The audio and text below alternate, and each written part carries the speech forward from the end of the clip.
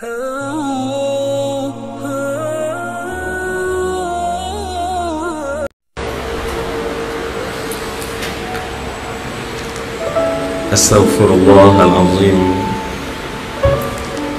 Astaghfirullahalazim. Astaghfirullahalazim alladzi la ilaha illa huwal hayyul qayyum wa atubu ilaih. Assalamualaikum warahmatullahi wabarakatuh.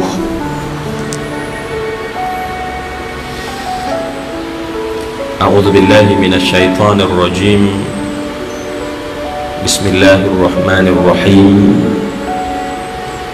Alhamdulillah. Alhamdulillahi rabbil alamin. Assalatu wassalamu ala asyrafil anbiya'i wal mursalin wa ala alihi wa sahbihi ajma'in. Allahumma rabbi shrah li sadri wa yassir li amri wahlul 'uqdatam min lisani yafqahu qawli. Subhanaka la ilma lana illa ma 'allamtana innaka antal alimul hakim. La hawla wa la quwwata illa billahil aliyyil azim. Wa ba'd. Terima kasih Al-Fadhil Tuan Pengurusi Majlis Ilmu kita pada pagi hari ini, Tan Sri Pengurusi Surau Al-Furqan dan semua tim Jabatan Kuasa dan seluruh kaki tangan yang saya kasihi, saya hormati Al-Fadhil YB Menteri, Tuan Guru. Seterusnya saya kira kepada semua hadirin hadirat yang sama-sama kita berkongsi pada pagi hari ini menjadi tetamu-tetamu kepada Allah Subhanahu wa taala. Dan inilah nikmat yang terbesar yang Allah Subhanahu wa taala telah takdirkan kepada kita di pagi hari ini, hari yang disebut sebagai Sayyidul Ayyam, dan berbetulan pula ataupun kebetulan pula dengan hari ini merupakan hari pertama bagi kalender Masihiyah,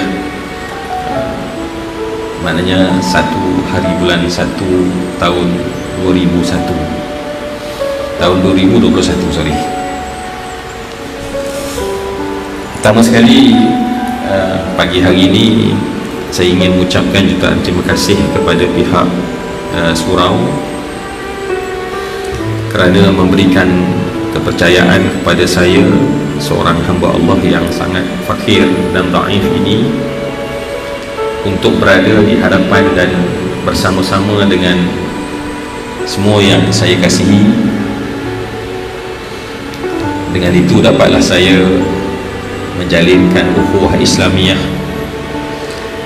yang saya harapkan insya-Allah bukan sekadar di dunia, tetapi ikatan ukhuwah sesama kita yang tidak dikeranakan dengan nilai duniawi akan menjadikan kita bersaudara dengan ikatan yang sangat kuat sampailah ke hari akhirat nanti. Nabi pernah menggambarkan betapa hebatnya perhubungan persaudaraan itu, sehingga ada seorang yang Allah masukkan dalam neraka Jahannam dan sahabatnya Allah masukkan dalam syurga kerana amalnya.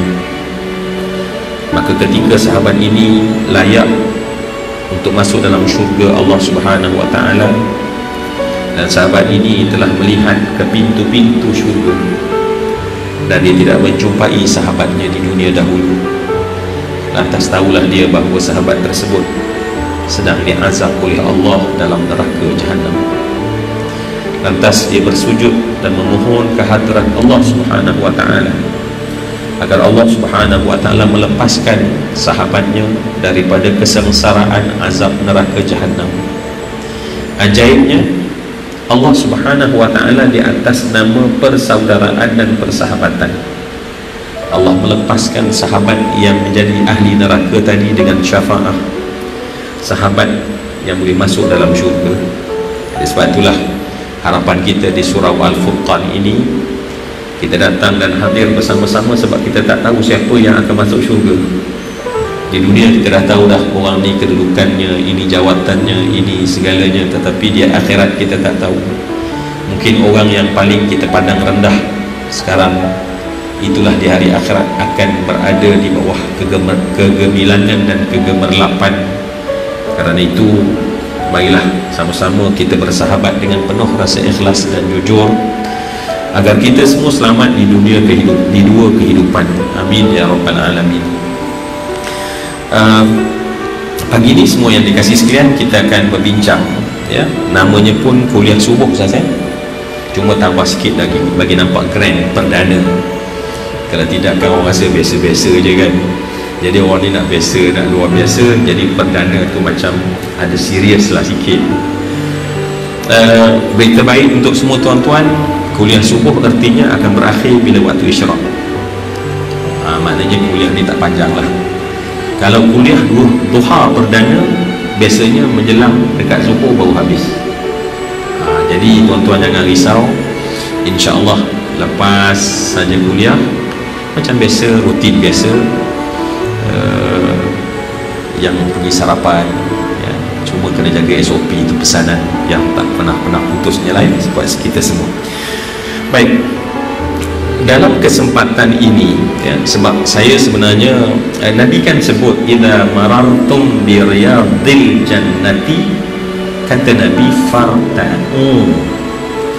Saya cuba nak matchingkan dengan hadis ini. Nabi sebut idza, apabila kalian berjalan melalui dan mendapati adanya taman syurga. Dan kita semua tahu, tak payah saya cakap, kita semua tahu ini adalah taman syurga. Siapa cakap? Bukan pengurusi cakap, tetapi Nabi bagi tahu ini adalah riyadil jannah. Ini adalah riyadul jannah. Baik, Nabi pesan kalian apabila berjalan, maknanya mendapati adanya taman syurga.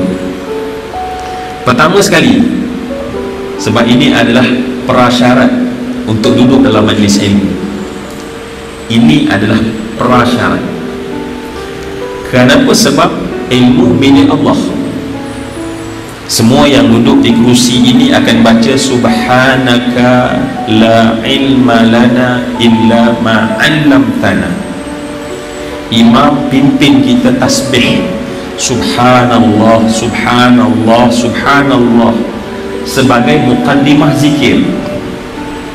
Zikir muqaddimahnya tasbih. Sebab tu imam dia tak baca Allahu Akbar, Allahu Akbar, Alhamdulillah, last sekali subhanallah. Sebab muqaddimah kepada zikrullah adalah kita mensucikan Allah daripada apa yang tak layak bagi Allah. Muqaddimah ilmu juga tasbih. Dan kita semua kena mensucikan bahawa ilmu bukan milik orang yang menyampaikan. Ilmu adalah milik Allah. Sebab tu dibacakan subhanaka la ilma lana, subhanaka la ilma lana. Tasbih tu kena, ini di antara prasyarat ilmu, ya. Prasyarat ilmu, kita kena bertasbih bahawa ilmu itu datangnya daripada Allah, ya. Ini disebut oleh malaikat membacanya kepada Allah. Kalau kita tengok dalam Ad-Durrul Manthur, Imam Suyuti menyebutkan malaikat mengatakan bahawa subhanaka la ilma lana illa ma 'allamtana innal ilma minka walaka. Maknanya kalaulah pagi ni tiba-tiba kita rasa dapat sesuatu ilmu, maknanya Allah yang bagi ilmu tu. Sebaliknya yang menakutkan saya sekarang ialah tiba-tiba kita duduk dalam majlis ilmu tak dapat ilmu. Kita duduk dalam majlis yang namanya taman syurga ataupun majlis ilmu, tetapi kita tak dapat satu ilmu pun. Maknanya apa? Allah tak nak bagi kita ilmu. Sebab kita tasbih lebih awal, kita bertasbih menjadikan orang yang mengajar tak rasa bahawa ilmu tu ilmu dia. Maka jadilah macam Imam Syafi'i, kullama zadani ilma zadani fahma an jahli. Setiap kali aku ni bertambah ilmu, kata Imam Syafi'i, ya Allah, ya, dia kalau bercakap dengan orang tolong jaga, sebab setiap yang dia dengar dia akan hafal. Dia macam kita punya ni lah, apa ni, alat perakam. Sebab tu dia takut mendengar, sebab takut hafal semua sekali. Maka bila merasai bahawa ilmu datang daripada Allah, orang tak boleh bangga dengan ilmu dia. Tetapi yang menakutkan kita adalah, saya takut sangat bila masuk dalam majlis ilmu yang sebegini, tiba-tiba Allah bagi ilmu pada orang sebelah kanan, orang sebelah kiri, tetapi Allah tak nak bagi kita ilmu. Berlaku dah, boleh berlaku, sebab ilmu bukan milik penceramah, ilmu bukan milik guru, tetapi ilmu adalah milik Allah. Ini tasbih. Sebab itulah prasyarat kita akan membaca tasbih subhanaka la ilma lana, bukan hanya aksesori percakapan, bukan hanya kita belajar public speaking dalam agama kita kena baca subhanaka la ilma lana, dah, tetapi sebagai mentanzih, membersihkan kita tentang ilmu. Tetapi sebelum yang tadi tu ada yang sebelumnya. Sebelum kita sebut subhanaka la ilma lana, ada satu lagi yang sebelumnya. Apa yang sebelumnya? Nabi kata idza marartum bi riyadil jannati farta'u. Kalimah Nabi gunakan, kalian bila tengok ada taman syurga, Nabi katakan irta'u. Nabi tak kata ilhaqu, alhiqu. Nabi kata irta'u. Apa maksud irta'u? Semua yang saya kasih sekian tanya ni bukanlah nak test dah, nak supaya kan tuan-tuan pakai face mask 3 lapis, ya, air tak tembus ni. Maknanya saya tak dapat nak communicate pun dengan tuan-tuan. Jadi kalau saya tanya tu just sekadar supaya taklah macam saya cakap seorang, at least ada respon kan. Baik, apabila disebut irta'u, kata Nabi idza maratum bi riyadil jannati farta'u. Apa sebenarnya maksud irta'u? Kita selalu menterjemahnya kan sebagai join lah, masuklah. Alhamdulillah kita dah masuk. Tetapi irta'u ada dua makna. Yang pertama masuklah, yang kedua masuklah dengan gembira. Ini prasyarat ilmu rupanya. Maknanya kalau kita masuk tapi bengkak, kita duduk di majlis ilmu tapi kita tak akan dapat ilmu. Nabi pesan kita tak dapat ilmu pada hati orang yang tak gembira. Irta' wayal'am, ya, irta' ni benda yang satu benda yang dibuat dalam keadaan seronok. Sebab itulah Nabi sebut taman syurga. Sebab anak kita kalau kita bawa ke taman permainan, dia punya seronok, ya, tak nak pulang, tak nak balik. Maka kita bukan taman permainan. Taman permainan itu bohong saja, taman tema itu bohong saja. Tetapi taman syurga, maknanya Nabi nak bagi tahu orang yang berada di sini perasaan dalamannya adalah tersangat gembira. Dan soalan penaja adalah, adakah anda sedang bergembira? Ya, tengok muka saya, ya, gembira. Saya tak berapa faham psikologi tuan-tuan. Tengok wajah saya, anda sedang gembira kah? Gembira. Sebab itu rupanya Masya Allah di masjid Nabi SAW penuh dengan cahaya munawwar. Itu cahaya yang bukan sekadar cahaya datang daripada samawi, bukan datang daripada langit, tetapi terbentuk cahaya kegembiraan kerana mereka itu menjadi hamba yang taat pada Allah. Sekira-kira tuan-tuan, sekira-kira macam ni, kita nak buat dia punya orang kata perbandingan, ya. Katalah orang tak biasa pergi masjid. atau orang tak biasa duduk dalam majlis ilmu, dia lalu di luar, dia jogging, dia tengok kita dalam, dia orang tengok sampai dia rasa cemburu, tengok dia orang happy sungguh lah kat dalam tu, berbanding dengan dia orang jogging, dia orang happy sebab dia orang dengar pakai pakai apa saya pun tak tahu, zaman dulu Walkman kan ya. Dia happy, dia tengok dalam ni, ya Allah, stres semua dalam tu, tak tahu kenapa, kena lecture ke kenapa tak tahu. Sebab itu mereka tak nak datang ke rumah Allah, sebab tak nampak cahaya kegembiraan itu, tak nampak. Maka sebab itu Nabi letakkan syarat ilmu adalah irta'u, bukan hanya join, tetapi join dalam keadaan happy, yang sekira-kira orang tak join dia rasa cemburu. Itu yang sepatutnya ada pada kita. Jadi saya sebut je tuan-tuan, tapi tak tahu mungkin SOP ni tak boleh gembira kau ya. Di antara SOP ialah tidak boleh bergembira. Dan saya harap saya rasa tak macam tu SOP ya. So semua yang dikasih sekalian, so saya harap pertama sekali kita dah gembira, kerana tajuknya pun Masya Allah tentang Bismillah saya tengok tajuk yang diberi adalah Bismillah tahun 2021. Bismillah 2021. Jadi dalam perbincangan ringan pada pagi hari ini ya, saya berdoa pada Allah Subhanahu wa taala, Allahumma 'allimni ma yanfa'uni wanfa'ni bima 'allamtani rabbi zidni ilma. Ya Allah, Engkau ajarlah aku ilmu ya Allah, yang ilmu ini bermanfaat untuk aku, dan manfaatkanlah ya Allah atas semua ilmu yang Engkau telah berikan kepada aku. Rabbi zidni ilma, ya Allah tambahkan aku ya Allah ilmu. Ada satu tuan-tuan, kalau tuan-tuan semua yang saya hormati di sini tidak menjadi keberatan, kita baca doa yang Bismillahilladzi itu sama-sama boleh ke? Yang Bismillahilladzi la yadurru kita baca biasa. Hadis kan Nabi sebut tentang membaca tiga kali waktu pagi, 3 kali pada waktu petang, yang tak akan ditimpakan mudarat ya, daripada Abban, daripada Uthman bin Al-Affan bin Al-As bin Amru bin Umayyah bin Abdi Syam bin Abdi Manaf bin Qusay bin Kilab bin Murrah bin Ka'ab bin Lu'ay bin Ghalib bin Fihr Al-Quraisyiyyin Umayyyi berkata, orang membaca daripada Nabi, orang yang membacanya 3 kali pagi, 3 kali petang tak ada mudarat. Baik tuan-tuan, walaupun baca sebab nanti ni kata ni tak ada kena-mengena dengan tajuk, ada tuan-tuan, sebab tajuknya Bismillah ya. Tapi saya nak ambil berkat beramai-ramai. Dalam Sahih Muslim bawa hadis kursi tentang zikir, satu zikir seorang, satu zikir ramai. Man zakarani fi nafsihi zakartuhu fi nafsi, kata Allah. Wa man zakarani fi mala'in zakartuhu fi mala'in khairin minhum. Jadi zikir ni dua kan, satu kita buat seorang ketika kita seorang, dan zikir boleh kita buat ramai. Sebab tu Nabi kata man zakarani fi mala'in.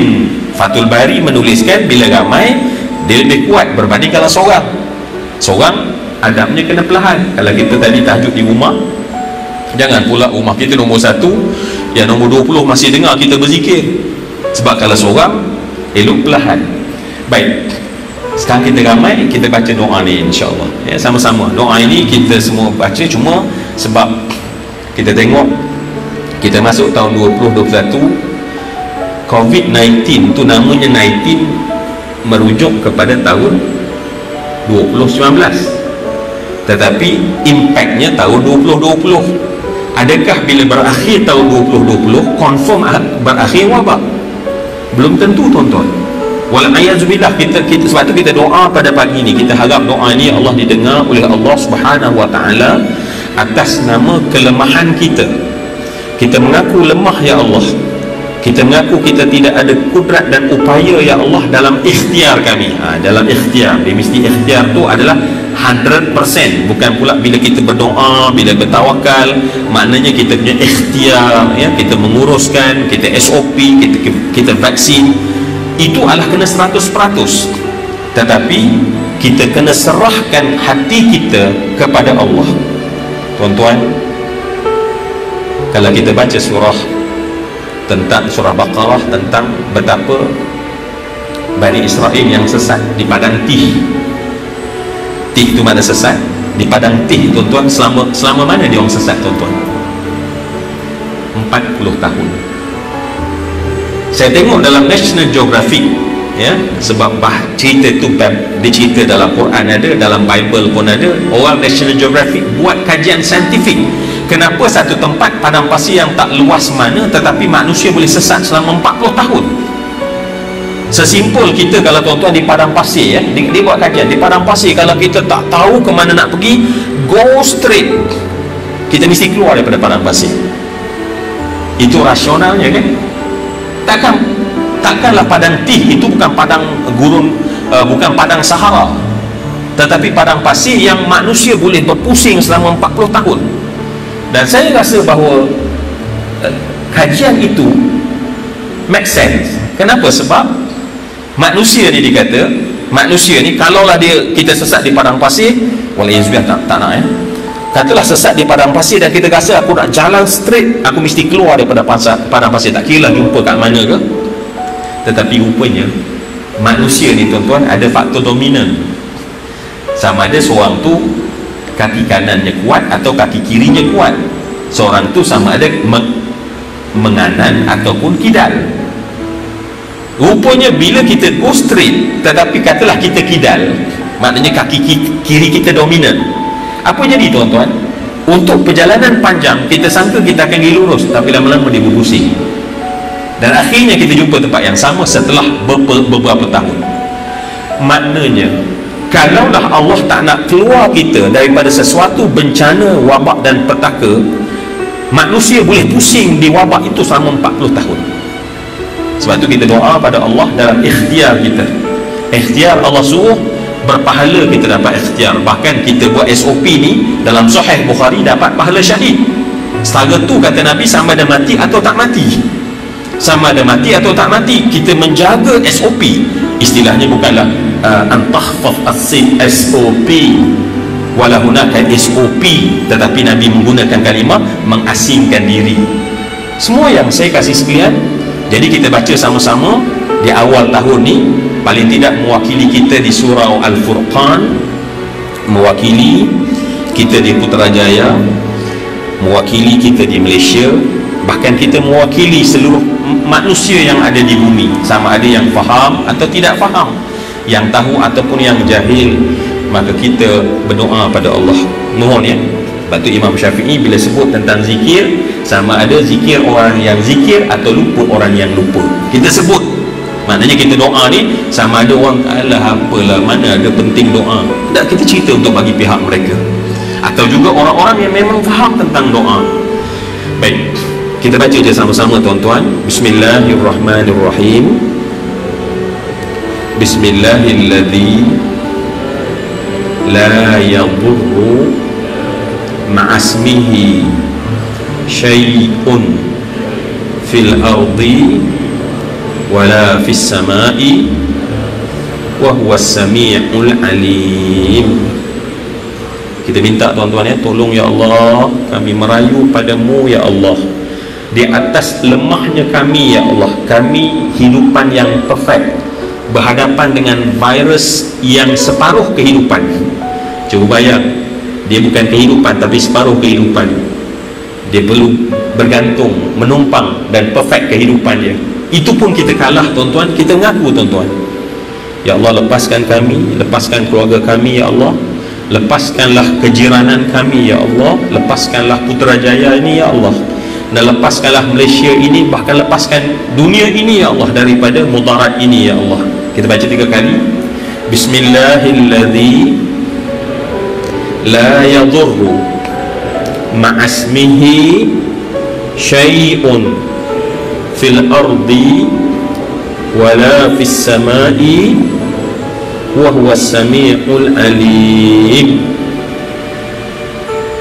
Bismillahilladzi la yadurru ma'asmihi syai'un fil ardi wala fis samai wa huwas sami'ul alim. Tuan-tuan, marilah adab berdoa. Di penghujung doa kita tutup dengan yakin Allah akan tunaikan apa yang kita pinta, sebab itu adalah janji Allah. Amin ya rabbal alamin. Baik, semua yang dikasih sekalian, tajuknya Bismillah 2021. Saya suka memetik bila kita sebut Bismillah, tentulah dalam kepala kita bahawa Nabi memerintahkan kepada kita dalam perintah sunat. Ya, dalam perintah maknanya menyuruh kita bahawa semua perbuatan baik mesti dimulakan dengan Bismillah. Kullu amrin dhibalin, kata Nabi. Semua perbuatan baik, dan Nabi memerintahkan supaya kita memulakan dengan Bismillah. Hari ini kita nak mulakan tahun 2021 dengan Bismillah.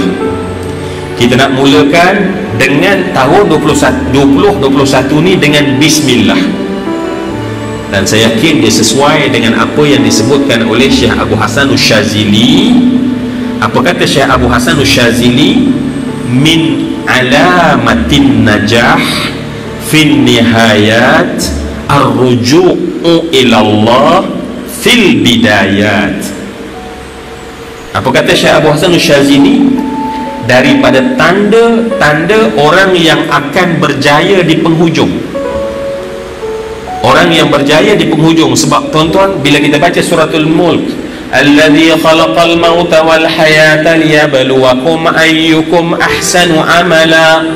Apa yang termasuk dalam ahsanu amala? Antara yang termasuk dalam ahsanu amala adalah bukan sekadar berbuat baik, tetapi baik sampai ke penghujung.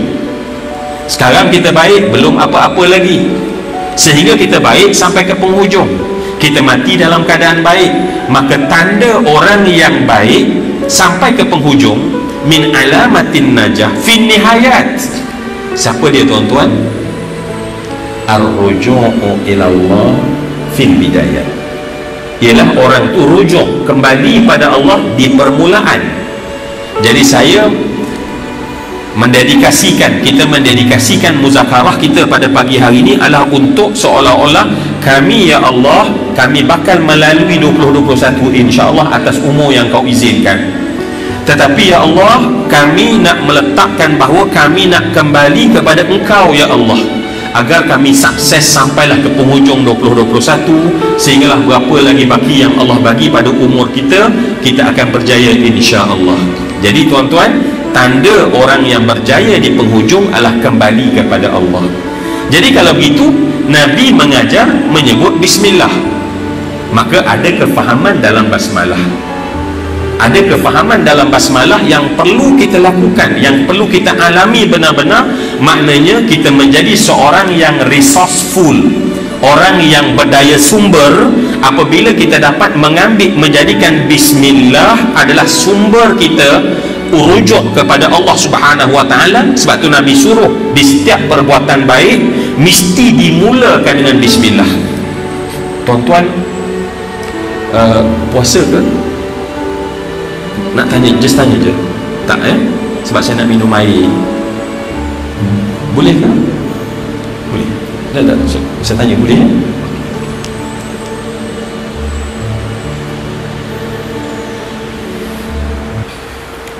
Furqan punya ya, insyaAllah.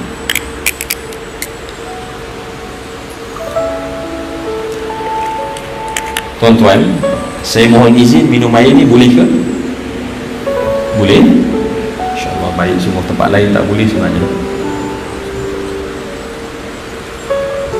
Tuan-tuan, bila saya minum air, apa zikir yang saya kena baca ya?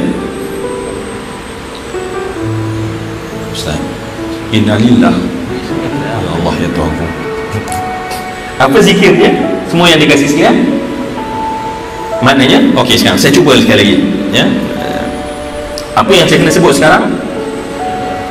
Saya sebut Bismillahirrahmanirrahim. Baik, saya pun minum. Masya-Allah. Saya orang Jerantuk tuan-tuan.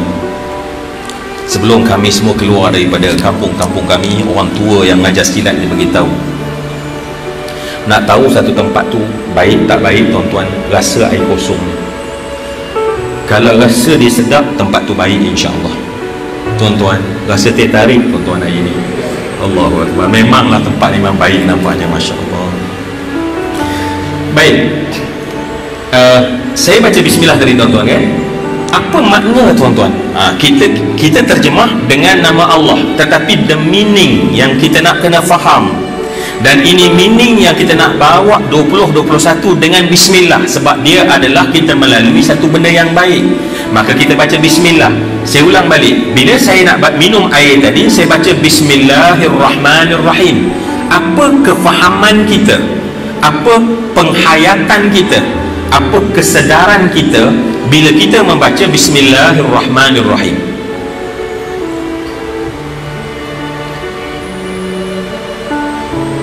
Tak macam soalan ke?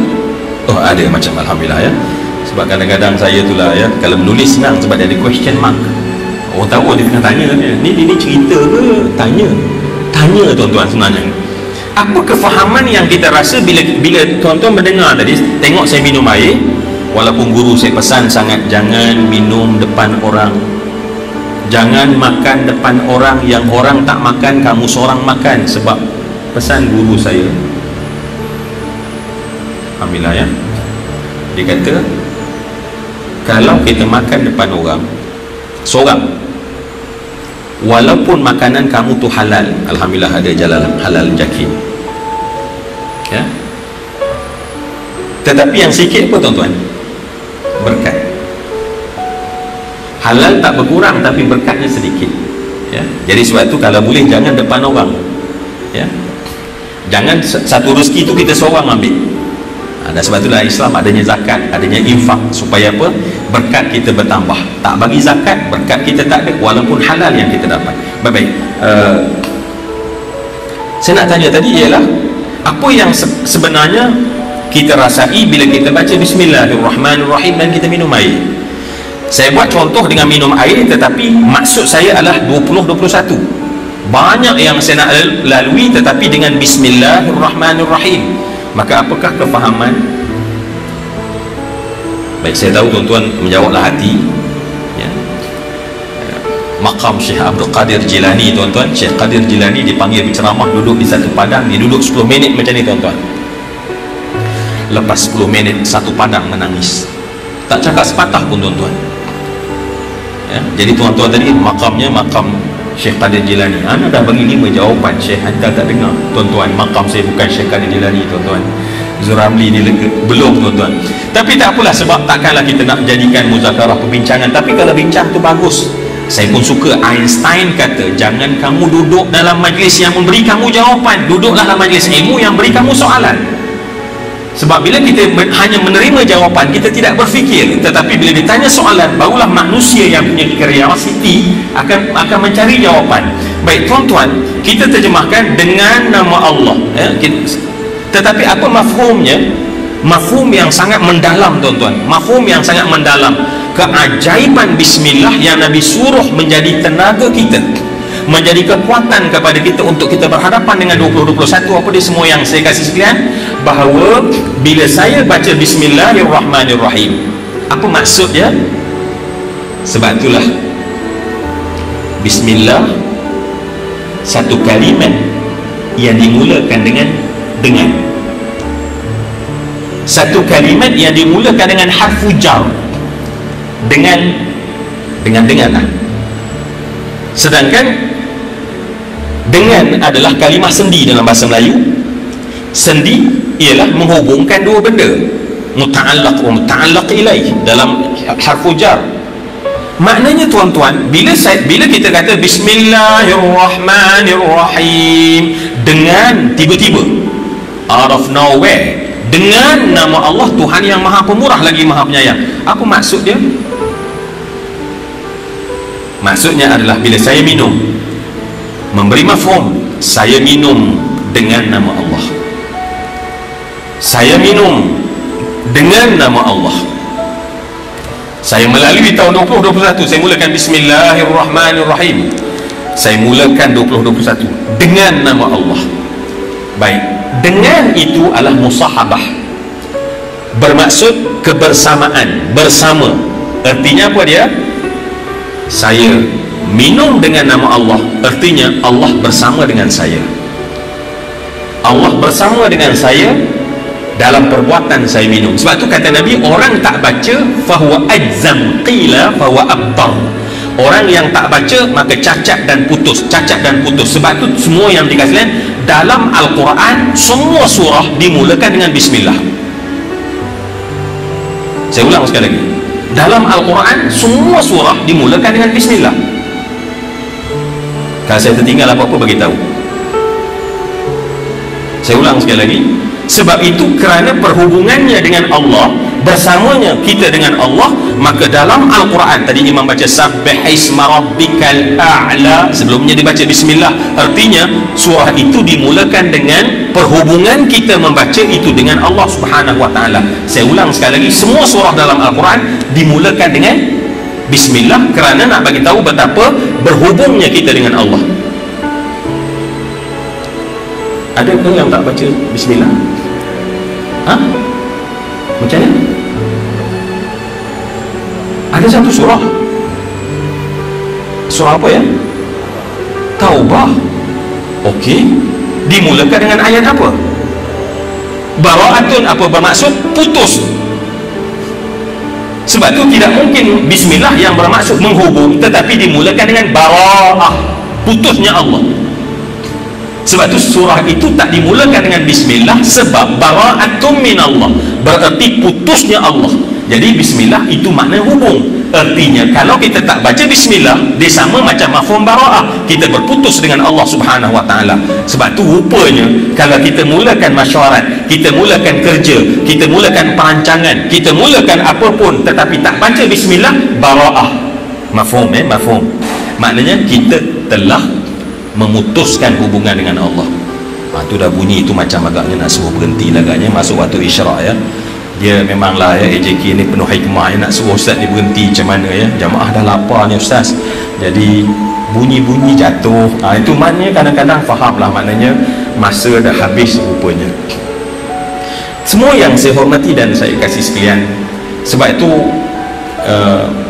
apa tujuan sebenarnya kita mulakan sesuatu dengan bismillah? Tidak lain dan tidak bukan adalah kita berhubung untuk mendapat pertolongan daripada Allah ya. Pertolongan daripada Allah melalui satu benda yang namanya berkat. Di sisi Allah ada satu benda yang namanya berkat, dan berkat itu tuan-tuan Allah bagi kepada orang yang memahami erti basmalah. Sebab basmalah ni adalah tentang berkat, dan berkat ni tuan-tuan ada di mana-mana. Dalam masjid ni ada berkat, di mana-mana ada berkat. Tetapi saya tuan-tuan kat kampung dulu, saya harap tuan-tuan ni janganlah terlampau bandar sangat.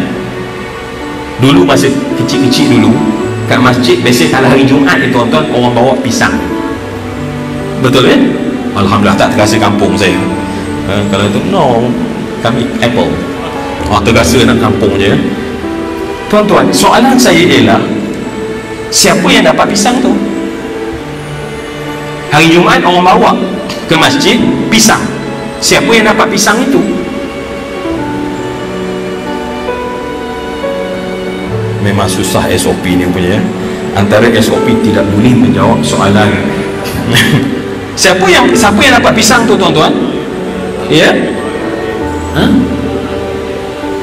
Soalan saya ni hebat sangat ke? Biasa je kan? Siapa yang dapat pisang tu tuan-tuan? Okey, tuan-tuan, yang dapat pisang tu ialah orang yang ambil pisang tu. Yang datang awal tak ambil pisang tak dapat tuan-tuan. Ahli jamaah masjid yang ada di masjid tu tak akan dapat pisang kalau dia tak ambil pisang tuan-tuan. Artinya berkat ini ada, tapi tak akan dapat pada orang yang tak ambil. Jangan kita kata bila Allah kata rahmat Allah itu luas, keberkatan Allah gunakan tabarakalladzi, maha berkat Allah, maka berkat Allah ada di mana-mana, maka kita dapat berkat. Kita datang ke masjid, tempat rahmat, tempat berkat, tetapi belum tentu kita dapat. Sebab hanya orang yang ambil baru dia dapat. Kita mudah take for granted. Aku datang, aku dapat. Aku buat baik, aku dapat. Tak, kena ambil. Dan salah satu cara yang paling penting untuk mendapat berkat adalah memahami basmalah. Orang yang memahami basmalah, bukan mengamal saja, tetapi memahami basmalah. Masa tak sempat nampaknya, kalau tidak kita bincang dengan cara anak beranak supaya kita tahu betapa agung dan hebatnya. Lantas sebab masa kita tuan-tuan ya. Sehingga akhirnya tuan-tuan, bila kita kait dengan Allah ya, sebab bismillah ni kalau kita tengok dalam Al-Quran, sama ada dua pola perkataan. Sama ada pertama, wahyu pertama. Ni juga nak minta support tuan-tuan, sebab memang kalau sarapan belum ya, lambat dia macam orang kata sel tak berapa nak berhubung. Jadi tuan-tuan kena support saya. Ayat pertama turun tuan-tuan, dia tentang bismillah. Ayat pertama turun apa tuan-tuan? Saya tanya macam kasar ke? Okey, kita apa tuan-tuan, kami Ustaz Al-Furqan ni lembut hati, janganlah segah-segah Ustaz. Okey, saya tarik balik tuan-tuan, saya tersilap ya. Ayat pertama turun, apa dia tuan-tuan?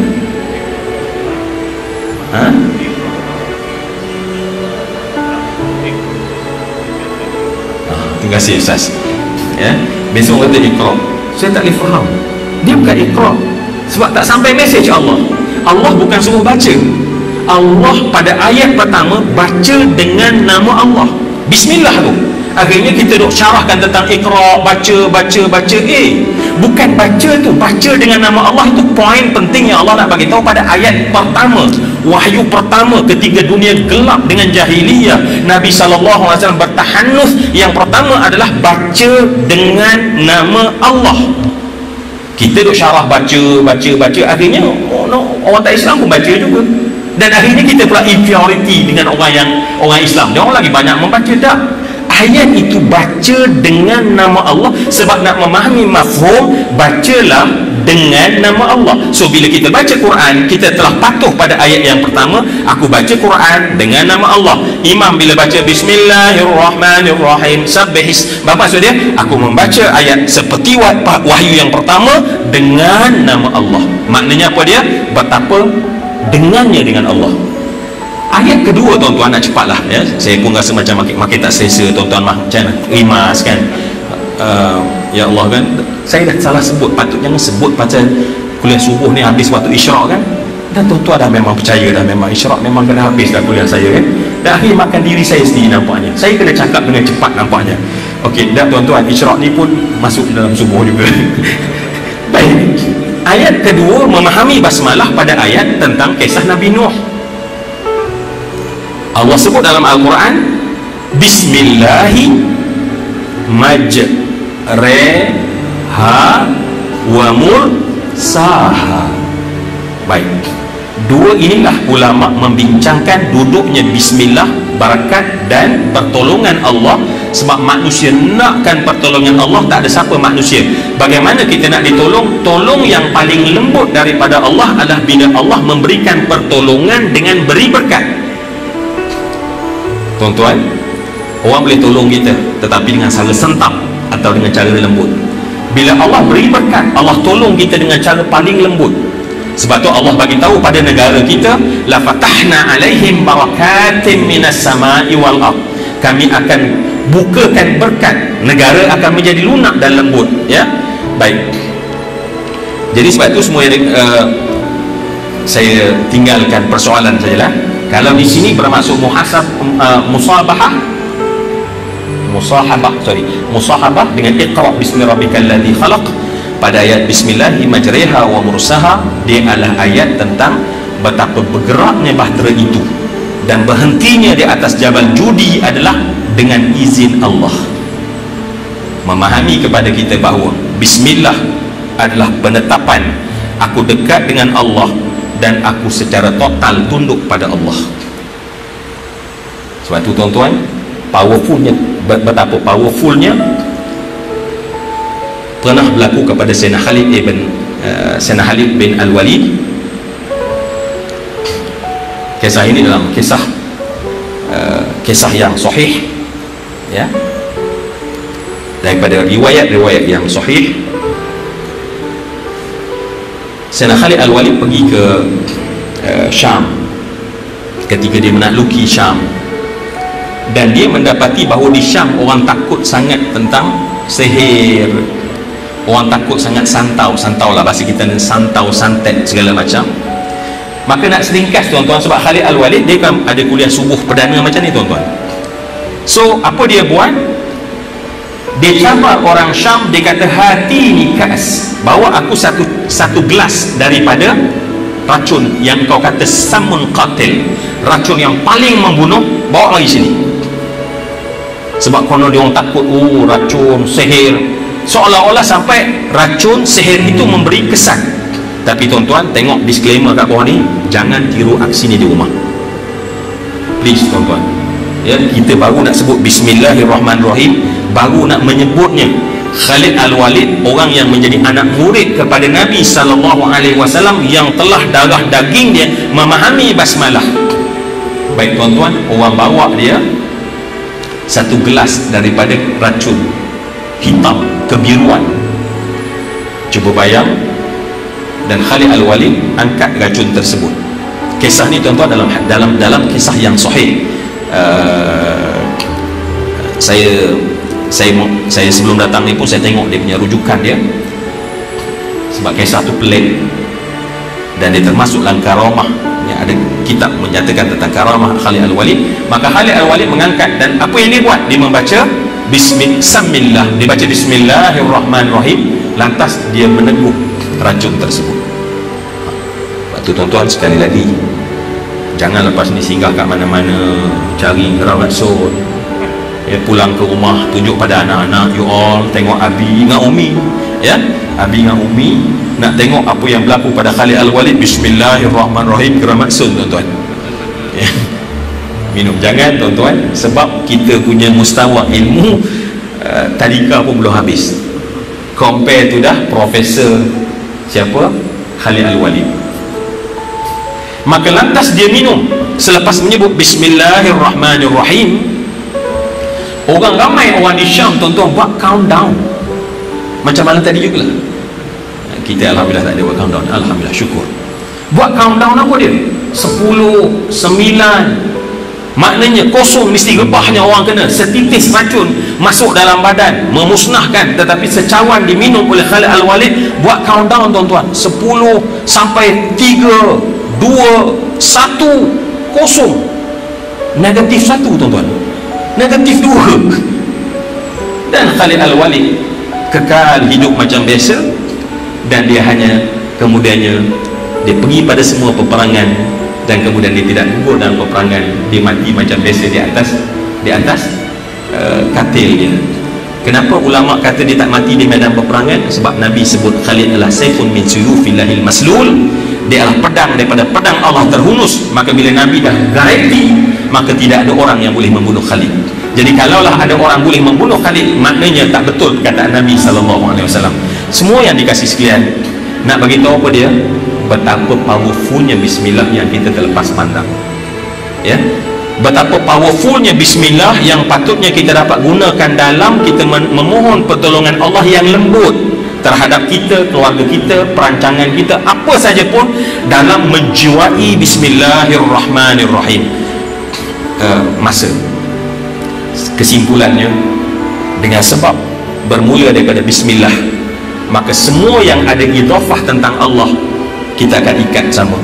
Apa yang ada idhafah, maknanya ada kaitan dengan Allah, maka jadilah orang yang membaca bismillah akan terikat dengan dinullah, din Allah, sebab kita baca nama Allah.